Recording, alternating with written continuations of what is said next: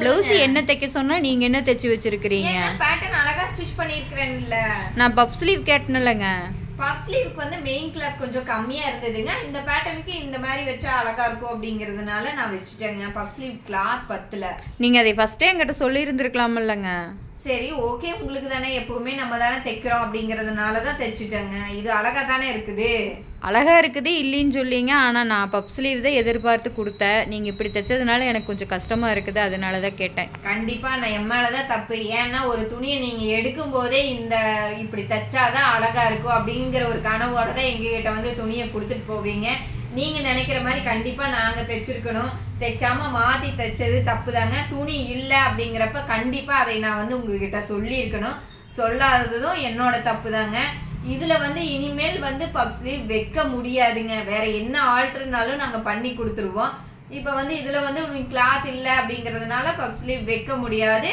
இந்த ட்ரெஸ்ஸுக்கு வைக்க முடியல, தப்பு எங்களோட தான். நெக்ஸ்ட் டைம் நான் உங்களுக்கு பண்ணி கொடுக்குறேன். அப்படி எது துணி பத்தல என்ன ஒரு காரணமா இருந்தாலும் கண்டிப்பா நான் கால் பண்ணி கேட்டுக்கிறேங்க. சாரிங்க, தெரியாம நடந்துருச்சு. இனிமேல் நடக்காம நான் முடிஞ்ச அளவு பாத்துக்கிறேன்.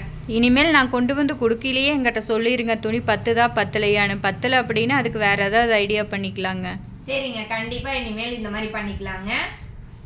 ஃப்ரெண்ட்ஸ், நீங்களும் தான் வந்து நீங்க ட்ரெஸ் கொடுக்கறப்ப வந்து கஸ்டமர்கிட்ட இந்த மாதிரி வேணும்னு கேட்டாங்கன்னா முடிஞ்சளவு அந்த மாதிரி பண்ணி கொடுங்க. இல்ல ஏதோ ஒரு தப்பு நடந்துருச்சு, கஸ்டமர் வந்துட்டு சத்தம் போடுறாங்க அப்படின்னா நீங்களும் கோவப்படாதீங்க. என் மேலையெல்லாம் தப்பு கிடையாது, நான் கரெக்டா தான் பண்ணேன். ஒரு அரை இன்ச்சு லூஸ் வரட்டும், அவங்க துணியை கொண்டு வந்து மூஞ்சில விசிறி விட்டு பேசுவாங்க. என்ன துணி தைச்சு வச்சிருக்க நீ எல்லாம் அப்படின்னு. அவங்க கிட்ட சொன்னா புரியாது. அரை இன்ச்சு உங்களுக்கு பிடிச்சா போதுங்க, தெரியாம ஒன்னும் பிரச்சனை இல்லைங்க, நான் பண்ணி கொடுக்குறேன் அப்படின்னு சொன்னீங்கனாலும் அவங்களுக்கு புரியாது. அது அவங்களுக்கு ரொம்ப லூஸா இருக்கிற மாதிரி இருக்கு, என் துணியவே கெடுத்துட்டேன் அப்படின்னு சொல்லி பேசுவாங்க. ஏன்னா துணி அவங்களோடது, காசு அவங்களோடது, அவங்க பேசத்தான் செய்வாங்க. அந்த இடத்துல நாமளும் கோவப்பட்டு கத்துறோம் அப்படின்னா அந்த இடம் பிரச்சனை பெருசாகும். வெளியில போயிட்டு என்ன சொல்லுவாங்க, அவங்க சரியா தைக்கவும் மாட்டேங்கிறாங்க, நம்ம போனா ரெஸ்பான்ஸும் கொடுக்க மாட்டேங்கிறாங்க அப்படின்னு சொல்லும்போது அது உங்களோட பிசினஸ் தான் பாதிக்கும். அதனால ஒரு கஸ்டமர் வந்து ரொம்ப கோவப்பட்டு பேசுறாங்க அப்படிங்கும் போது அந்த இடத்துல தப்பு நீங்க கஸ்டமர் மேல இருந்தாலும் சரி, நம்ம மேல இருந்தாலும் சரி, நீங்க அமைதியா போங்க. முடிஞ்ச அளவு கஸ்டமரை சமாதானப்படுத்துங்க. அதுல என்ன தப்போ அதை கரெக்ட் பண்ணி கொடுங்க. அப்பதான் வந்து நம்ம மேல கெட்ட பேர் இல்லாம இருக்கும்.